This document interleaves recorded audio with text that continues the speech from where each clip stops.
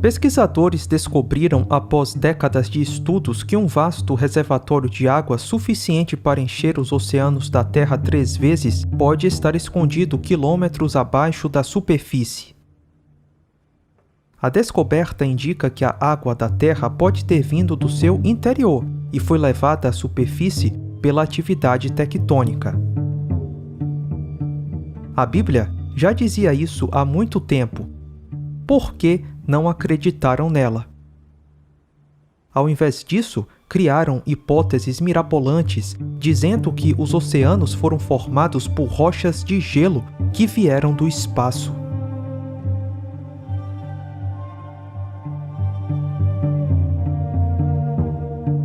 Eles voluntariamente ignoram isto, que pela palavra de Deus, já desde a antiguidade, existiram os céus e a terra, que foi tirada da água, e no meio da água subsiste. Cientistas russos descobrem oceano gigantesco nas profundezas da Terra. Um oceano subterrâneo maior do que o Oceano Mundial. Sim, existe uma quantidade enorme de água debaixo da Terra. E era exatamente isso que esperávamos encontrar caso um dilúvio que inundou toda a Terra tivesse acontecido.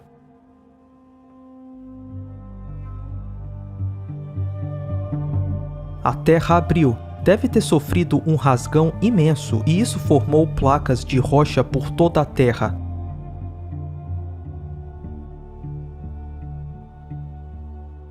Podemos ver cicatrizes dessa rachadura ainda hoje. A mais conhecida é a falha de San Andreas.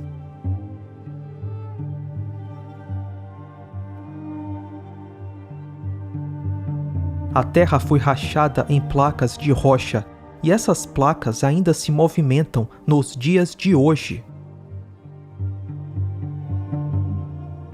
O livro de Jasher, citado em Josué e 2 Samuel, menciona o dilúvio de Noé.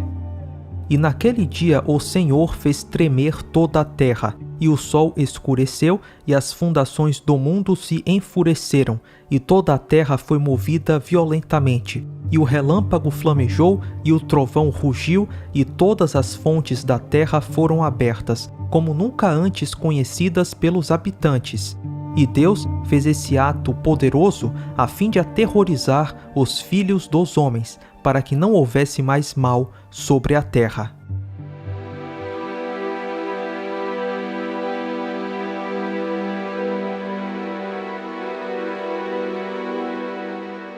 Dilúvios e desastres naturais são terríveis. Em 2004, por conta de tsunamis, mais de 250 mil pessoas morreram na Indonésia, Sri Lanka, Índia e Tailândia.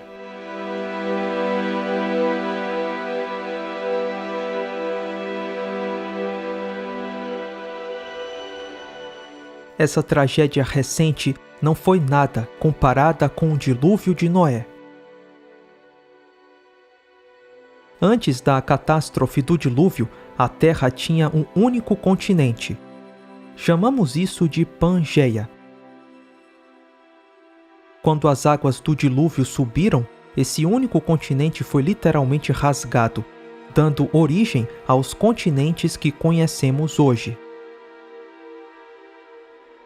Essas placas de rocha se movimentaram muito rapidamente durante o dilúvio.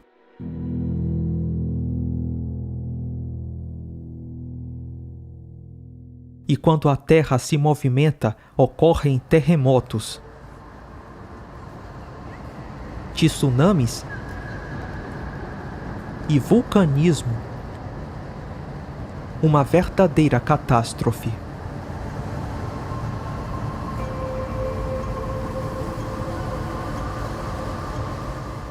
Ainda hoje as placas de rocha continuam se movimentando, só que com uma velocidade muito menor. Alguns centímetros por ano. Um resquício do rápido movimento dessas placas no período do dilúvio.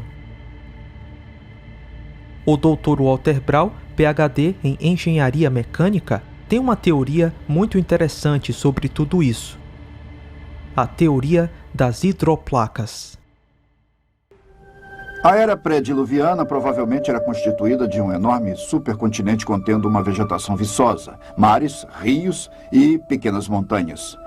De acordo com a teoria da hidroplaca, a era pré-diluviana possuía uma grande quantidade de água subterrânea, mais ou menos a metade da que hoje em dia temos em nossos oceanos. Esta água ficava em câmaras interligadas, formando uma fina casca respiradora, mais ou menos uns 800 metros de largura, talvez uns 16 quilômetros abaixo da superfície da Terra. O aumento da pressão na câmara de água subterrânea expandiu a crosta acima. É uma pressão exuberante, que é quando a pressão interna aumenta. A falha na crosta começou com uma rachadura microscópica que cresceu em ambas as direções, quase a 5 quilômetros por segundo. A rachadura, seguindo o caminho da menor resistência, circulou o globo em mais ou menos 2 horas. Enquanto a rachadura corria pelo globo, a crosta acima se abriu com um rasgão num tecido extremamente esticado. A água subterrânea sofria uma enorme pressão por causa do peso de 16 quilômetros de rochas pressionando sobre ela. Então a água explodiu violentamente para fora da ruptura. Os cálculos demonstram que, ao longo dessa rachadura que circundava o globo, fontes de água saíam em jatos supersônicos a mais de 30 quilômetros para a atmosfera. O borrifo dessas enormes fontes ocasionou chuvas torrenciais como a Terra jamais havia sofrido, tanto anterior como posteriormente. A Bíblia afirma que todas as fontes das grandes profundezas surgiram num só dia. E ela descreve tais acontecimentos há cerca de 4.500 anos atrás, o que agora podemos reunir cientificamente numa ordem de causa e efeito com a teoria da hidroplaca. Gênesis 7:8 diz que as fontes do grande abismo foram quebradas e derramaram água de dentro da terra. Além disso, choveu por toda a terra durante 40 dias e noites. Com essa quantidade de água, não é de se admirar que todas as colinas e montanhas foram cobertas. Todos concordam que o cume do Monte Everest já esteve uma vez sob o fundo do mar, mas nem todos associam o Monte Everest com o dilúvio de Noé, porque acham que não há tanta água assim na Terra para cobrir uma montanha tão alta. Lembre-se que, segundo a teoria das hidroplacas, o dilúvio mudou a topografia da Terra. Cadeias de montanhas como os Himalaias muito provavelmente se formaram no final do dilúvio. A Terra pré-diluviana tinha poucas montanhas, mas com a catástrofe do dilúvio, terremotos provocaram movimentos verticais de terra. As montanhas subiram e as águas do dilúvio fluíram dos continentes para as bacias recém-formadas dos oceanos. Devido à falta de erosão, as montanhas devem ter se formado recentemente e rapidamente. Caso contrário, a erosão, em milhões e milhões de anos, já teria desgastado completamente a rocha dessas montanhas. O Grand Canyon é um excelente exemplo da falta de erosão e da recente formação das camadas geológicas. A superfície entre essas duas camadas de rochas nessa montanha do Grand Canyon é plana e pequena. Mas, de acordo com a geologia convencional, existe uma lacuna de 6 milhões de anos entre essas duas camadas de rocha. A camada inferior é uma rocha macia, por isso deve ter erodido muito se tivesse sido exposta por 6 milhões de anos, como diz a geologia convencional. Mas o que vemos é uma rocha com pouquíssima erosão. Isso mostra que a camada de rocha superior foi depositada tão rapidamente que não houve tempo para a erosão da camada inferior. Em outras palavras, essas duas camadas de rocha foram formadas catastroficamente e muito rapidamente.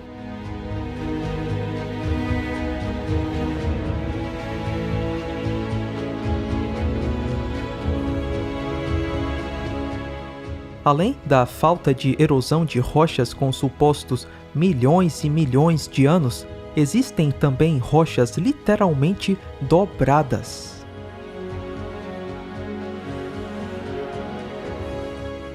Não é comum as rochas dobrarem. Elas normalmente partem porque são duras e quebradiças. Mas em muitos locais, encontramos sequências inteiras de estratos que foram dobrados sem quebrar, indicando que todas as camadas foram depositadas rapidamente. Essas rochas foram dobradas enquanto molhadas e maleáveis, com as altas pressões e temperaturas das águas do dilúvio.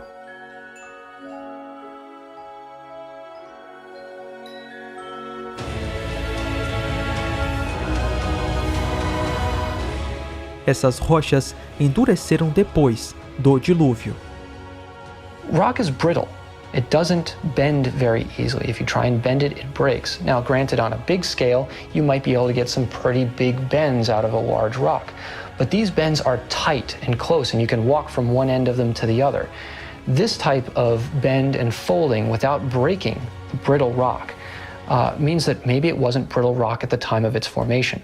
These might have been much softer materials. After all, they were laid down during Noah's flood. They've been compacted down, started off horizontal, but then as the tectonic movements occurred, they shifted and folded them while they were probably still soft. So when we look at it this way, what we realize is that the really tall mountain chains, the Alps, the Rockies, the Himalayas, they didn't exist before the flood. The whole reason that they exist is because of the flood.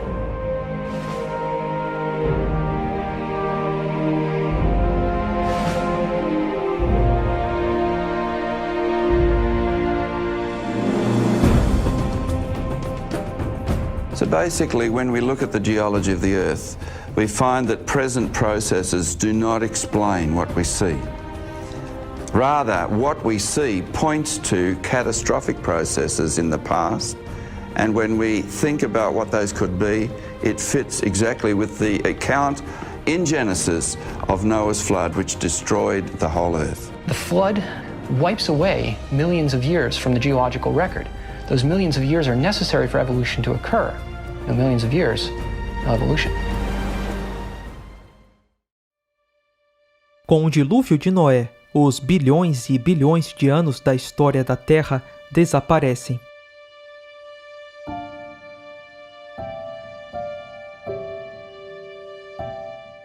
As águas do dilúvio não enterraram apenas os animais, mas também a vasta vegetação viçosa da terra pré-diluviana.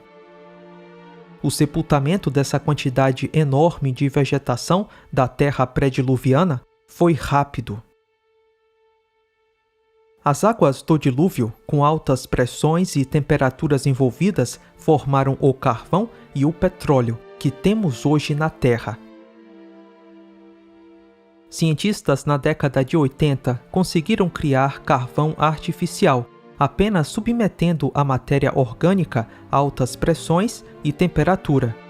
O artigo diz: o processo é bem menos complicado do que era anteriormente imaginado ser necessário e fornece um novo entendimento acerca da estrutura do carvão e de como alterá-la. Esse trabalho foi publicado depois na Nature.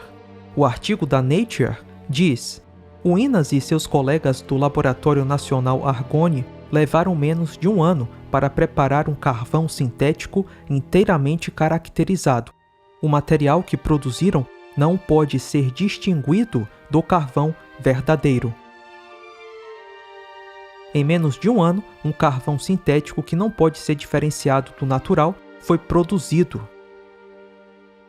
Lembre-se que, segundo o evolucionismo, a síntese do carvão se deu há mais de 200 milhões de anos.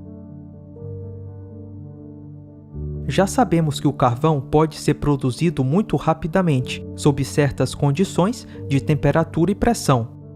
Mas, e o petróleo? É possível produzir petróleo de forma rápida? Segundo o evolucionismo, a origem do petróleo na Terra tem milhões de anos e aconteceu pela decomposição de fósseis que se transformaram em óleo. Mas será que é necessário milhões e milhões de anos para formar o petróleo? E se pudermos demonstrar que o petróleo é formado ainda hoje, com certas condições de temperatura e pressão, We are developing a process where we can use a vast amount of different biomass resources. We can convert all these types of biomasses into renewable biocrude oil by applying high heat and pressure, but it only takes 10 minutes. So this is where we now take our biomasses and mix them with water.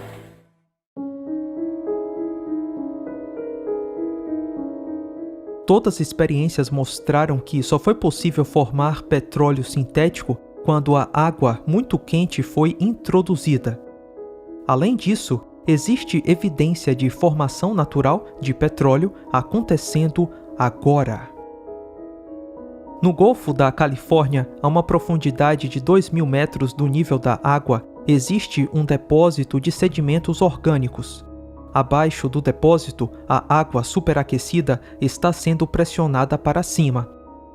Petróleo está sendo formado pela interação dos sedimentos orgânicos com essa água quente.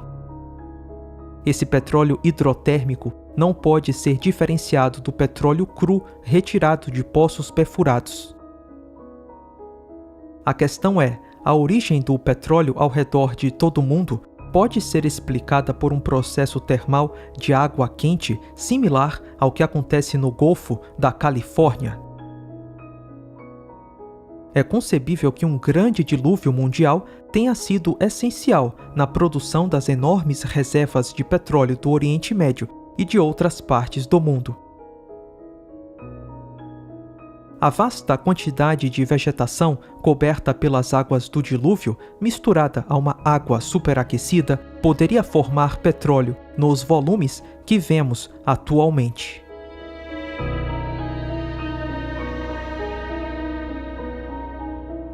O gigantismo era algo comum na Terra pré-diluviana.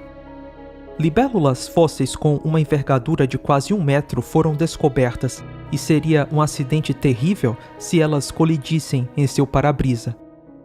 Existem também fósseis de formigas gigantes, vespas gigantes, abelhas gigantes, aranhas gigantes, tartarugas gigantes. Veja essa concha gigante de mais de 40 centímetros. O gigantismo é uma evidência clara de uma Terra pré-diluviana e que tinha uma atmosfera totalmente diferente da nossa.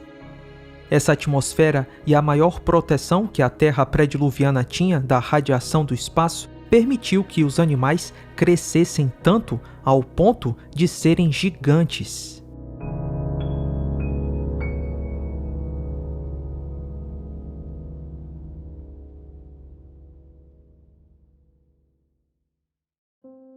Histórias de um grande dilúvio que incluem a salvação de pessoas e animais num barco são encontradas em todo o mundo. Se de fato aconteceu um dilúvio mundial, seria esperado encontrar várias narrativas desse dilúvio por diferentes povos. E é exatamente isso que temos. Relatos de um grande dilúvio existem praticamente em todos os povos antigos. Povos antigos que não se conheceram falavam de um grande dilúvio, onde um pequeno grupo de pessoas era salvo.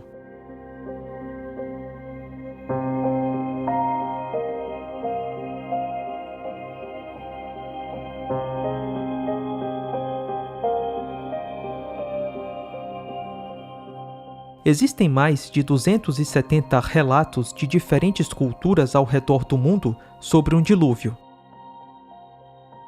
Todo mundo no passado falava em um grande dilúvio.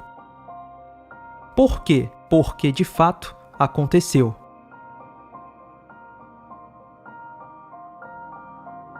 Com o passar das gerações, as histórias sobre o dilúvio foram se modificando. Mas ainda assim, podemos perceber muitos pontos em comum. A fonte original de onde surgiu toda a ramificação do relato do dilúvio está na família de Noé. A Bíblia diz que a terra foi destruída durante o dilúvio. A terra antes e depois do dilúvio não é a mesma. E ainda hoje, podemos ver inúmeras evidências dessa recente catástrofe por águas.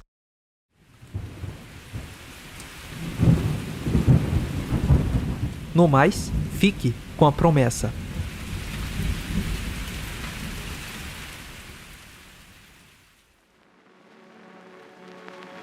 The world is here and static, but I am asymptomatic. I'm the only one out here on the floor. The foundation is shaking and the windows all are breaking, but I'm not about to run for the door.